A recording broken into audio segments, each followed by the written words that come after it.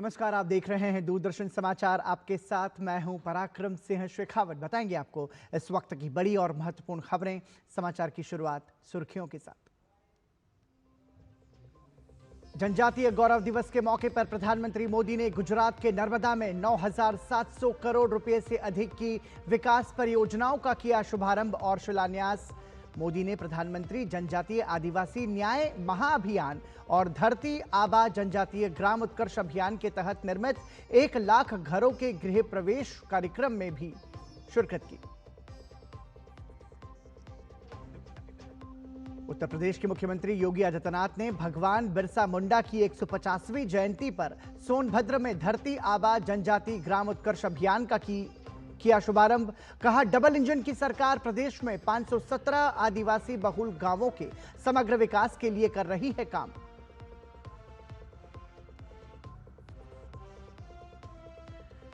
बिहार में आरजेडी की करारी हार के बाद लालू यादव परिवार में शुरू हुआ घमासान। लालू की बेटी रोहिणी आचार्य ने राजनीति छोड़ने का किया ऐलान, लगाए गंभीर आरोप।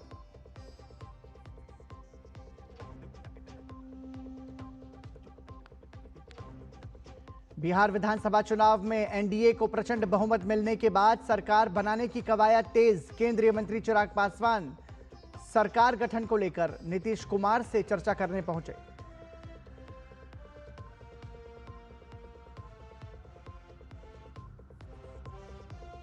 और केंद्रीय स्वास्थ्य मंत्री जेपी नड्डा देश भर के कई स्थानों पर डिजिटल तरीके से नए अमृत आउटलेट का शुभारंभ करने पहुंचे। कहा, हर मेडिकल कॉलेज और जिला अस्पताल में अमृत फार्मेसी की सुविधा उपलब्ध कराने का है लक्ष्य।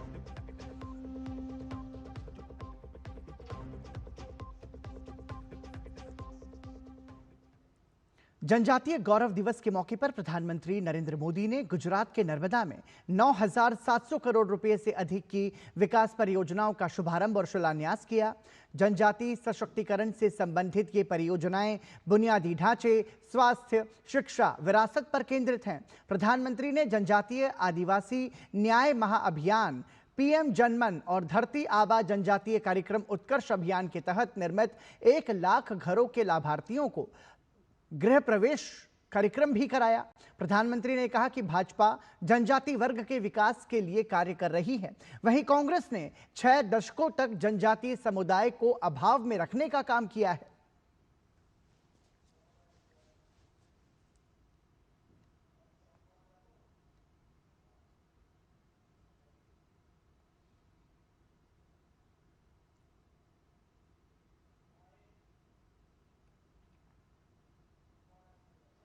आज जनजातीय गौरव दिवस का ये अवसर हमें उस अन्याय को भी याद करने का अवसर देता है जो हमारे करोड़ों आदिवासी भाई बहनों के साथ किया गया।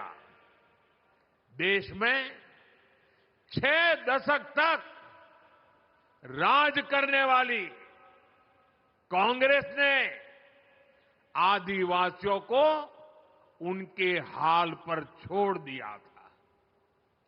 आदिवासी इलाकों में कुपोषण की समस्या थी, स्वास्थ्य सुरक्षा की समस्या थी, शिक्षा का अभाव था, कनेक्टिविटी का तो नामो निशान नहीं था।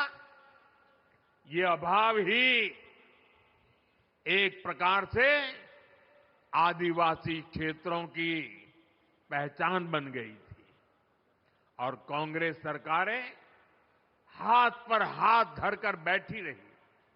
लेकिन साथियों, आदिवासी कल्याण भाजपा की सर्वोच्च प्राथमिकता रही है। हम हमेशा इस संकल्प को लेकर चले कि हम आदिवासियों के साथ हो रहे अन्याय को समाप्त करेंगे, उन तक विकास का लाभ पहुंचाएंगे।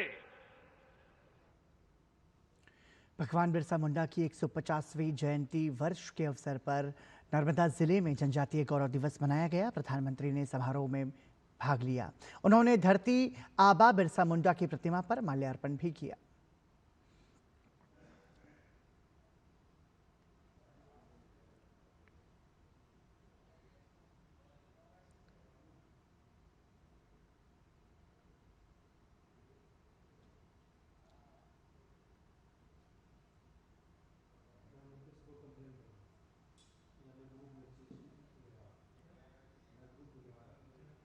विकास परियोजनाओं के शिलान्यास लोकार्पण के लिए प्रधानमंत्री डेडियापाड़ा आयोजन स्थल पर पहुंचे, जहां लोगों ने जबरदस्त रूप से उनका अभिनंदन किया।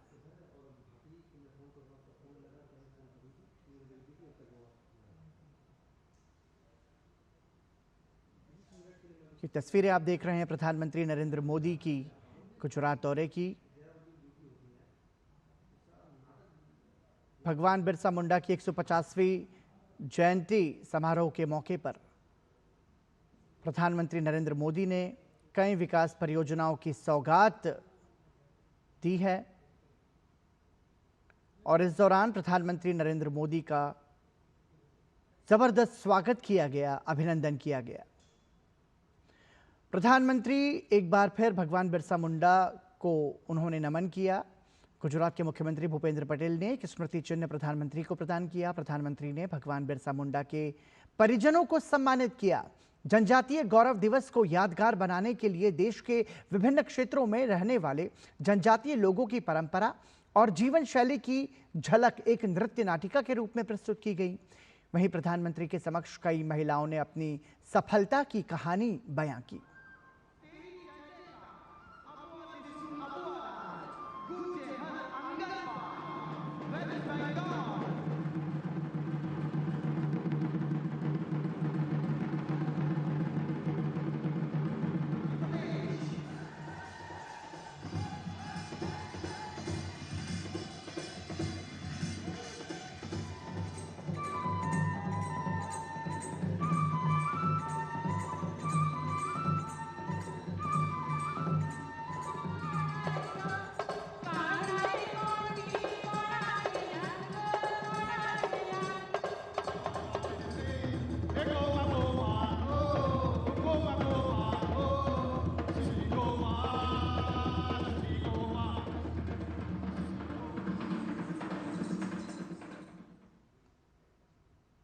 प्रधानमंत्री नरेंद्र मोदी गुजरात की यात्रा पर हैं। नर्मदा जिले में प्रधानमंत्री के आगमन पर स्थानीय लोगों ने परंपरागत रूप से उनका अभिनंदन किया। इसके बाद प्रधानमंत्री ने देव मोगरा मंदिर में पूजा अर्चना की।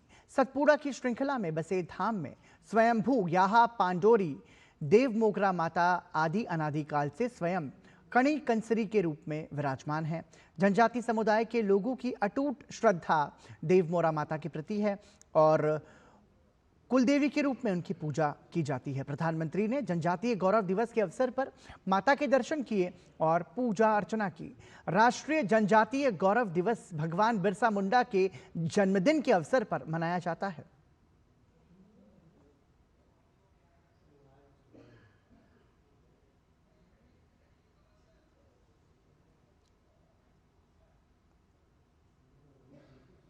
यहाँ रुकेंगे एक छोटे से ब्रेक के लिए। आप देखते रहिए दूरदर्शन समाचार।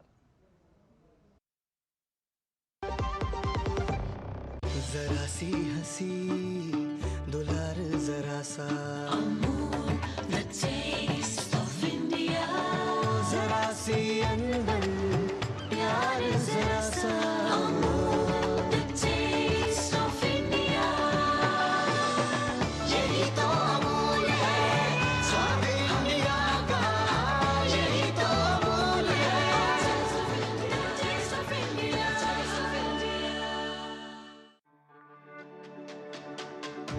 मेरी पसंद, मेरी पसंद,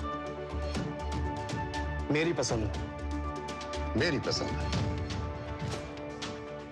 हमारी पसंद, हम सबकी पसंद। मजबूत देश का मजबूत सरिया हो गया स्टील। बिहार विधानसभा चुनाव में राष्ट्रीय जनता दल की करारी हार के बाद लालू प्रसाद यादव के परिवार में तनाव खुलकर सामने आ गया है।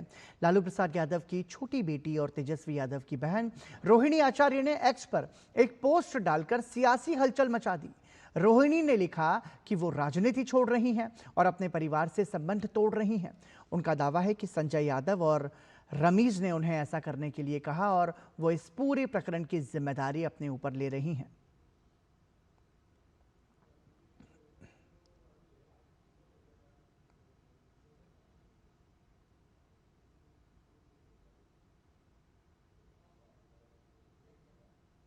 विधानसभा चुनाव में एनडीए को मिली भारी बहुमत के बाद बिहार की राजधानी पटना में सियासी गतिविधियां तेज हो गई हैं।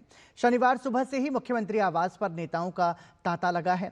सबसे पहले मंत्री विजय कुमार चौधरी मुख्यमंत्री आवास पहुंचे और नीतीश कुमार से मुलाकात कर आगे की रणनीति पर बातचीत की।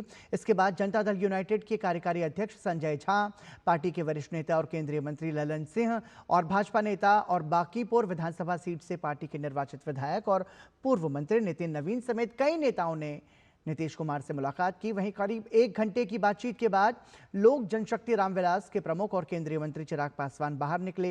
उन्होंने बताया कि जल्द ही सामूहिक प्रेस कॉन्फ्रेंस कर सरकार गठन की औपचारिक जानकारी दी जाएगी।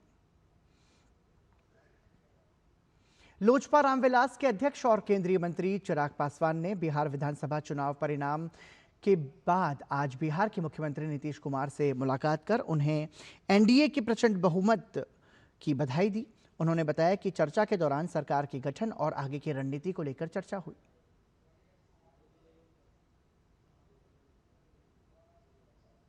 लोक जनशक्ति पार्टी रामविलास का प्रतिनिधिमंडल मुख्यमंत्री जी से मुलाकात कर उनको विधिवत तौर पर जिस तरीके से उनके नेतृत्व में एनडीए गठबंधन ने चुनाव लड़ने का काम किया, उसके लिए हम सब ने मिलकर उनको बधाई दी।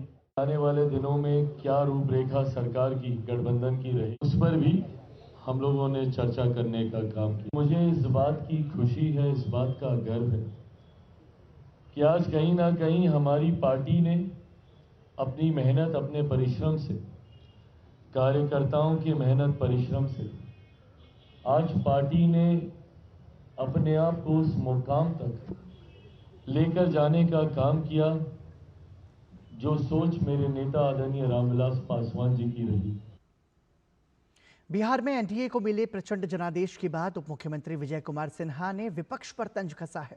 विजय सिन्हा ने कहा कि बिहार गणतंत्र की धरती है, यहां के लोग परिपक्वता से काम करते हैं, जबकि कांग्रेस नेता राहुल गांधी की आधी उम्र भारत को समझने की कोशिश में ही निकल गई। सिन्हा ने कहा कि प्रधानमंत्री और मुख्यमंत्री के विकास के प्रति समर्पण, सुशासन से समृद्धि की ओर ले जाने के वादे पर लोगों ने ईवीएम का बटन दबाया है। प्रधानमंत्री जी और मुख्यमंत्री जी का विकास के प्रति जो समर्पण, सुशासन से समृद्धि की ओर ले जाने का वादा, लोगों ने उस पर अपना बटन दबाया।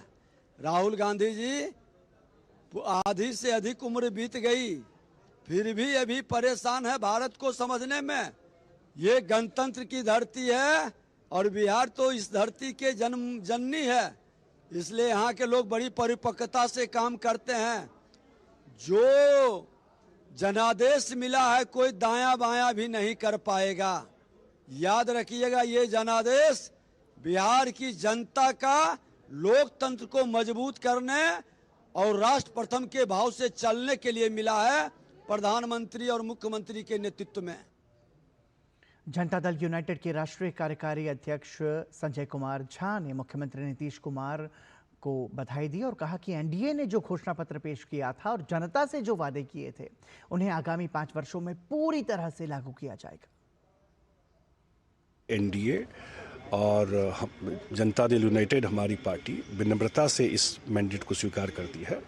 इतना हम जरूर कहते हैं, जो हमारे नेता नीतीश कुमार जी ने और पूरा एनडीए ने जो मैनिफेस्टो निकाला और जो प्रॉमिस किया, 5 साल में एक एक प्रॉमिस को हम लोग पूरा करेंगे। मेरे ख्याल से बिहार का ये मोमेंट है, जो बिहार का गौरव का पुनर्स्थापना, रिस्टोरेशन, बिहार का जो प्राइड है, उसका ये मोमेंट 20 साल नीतीश कुमार जी बेस बना दिए, एक बड़ा जंप और ये 5 साल में वो जंप लगेगा, बिहार भी टॉप 10 स्टेट में जाके खड़ा।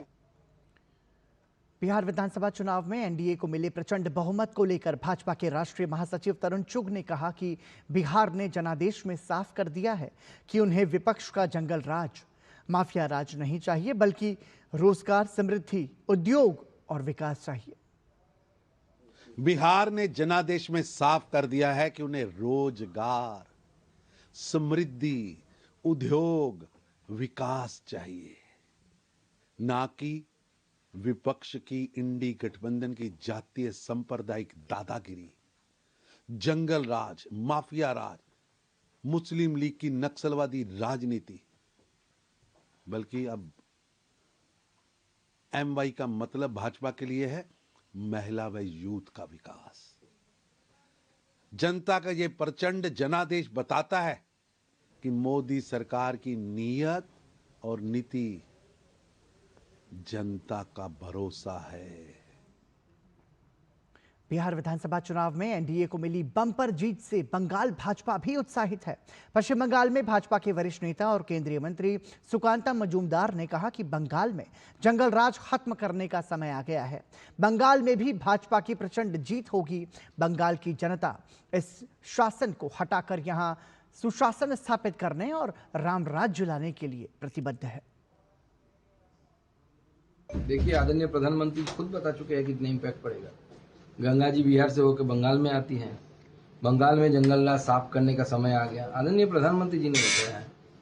तो आप समझ सकते हैं कितना प्रभाव पड़ेगा। पूरी बंगाल की जनता उन्मुख है, उद्ग्रीव है कि इस शासन को, जो प्रो उग्रवादी शासन है, इसको हटाकर भारत के हाथ में यहाँ पे शासन व्यवस्था कायम करना है और राम राज्य प्रतिष्ठा करना है। मतदाता सूची के विशेष गहन पुनरीक्षण के दूसरे चरण में 9 राज्यों और 3 केंद्र शासित प्रदेशों में मतदाता सूची के पुनरीक्षण की प्रक्रिया जारी है। इस चरण की शुरुआत के बाद से अब तक करीब 46 करोड़ 51 लाख गणना फॉर्म वितरित किए जा चुके हैं। ये इस चरण में शामिल होने वाले 51 करोड़ मतदाताओं के 91% से अधिक है। आयोग ने बताया कि सबसे अधिक 13 करोड़ 75 लाख से अधिक फॉर्म उत्तर प्रदेश में वितरित किए गए हैं। गोवा और लक्षद्वीप में सभी मतदाताओं को गणना फॉर्म वितरित किए जा चुके हैं। पश्चिम बंगाल में 7 करोड़ 40 लाख से अधिक फॉर्म दिए गए हैं। दूसरे चरण की SIR प्रक्रिया 4 दिसंबर तक चलेगी।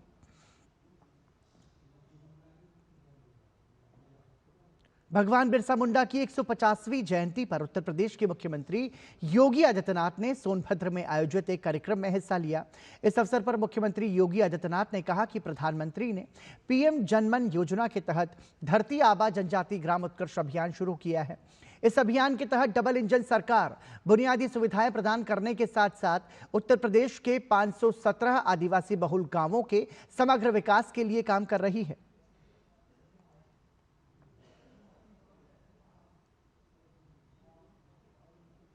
प्रधानमंत्री जी ने PM जनमन योजना के अंतर्गत धरती आबा जनजातीय ग्राम उत्कर्ष अभियान प्रारंभ किया है। मुझे बताते हुए प्रसन्नता है कि इस अभियान के अंतर्गत उत्तर प्रदेश के 517 गांवों में जो जनजातीय बाहुल्य गांव हैं, उन गांवों में बुनियादी सुविधाओं के साथ साथ उनके समग्र विकास के लिए डबल इंजन की सरकार कार्य कर रही है। और इसी के साथ समाचार में अभी के लिए इतना ही, लेकिन DD न्यूज पर खबरों का सफर लगातार जारी है। दीजिए अनुमति। नमस्कार।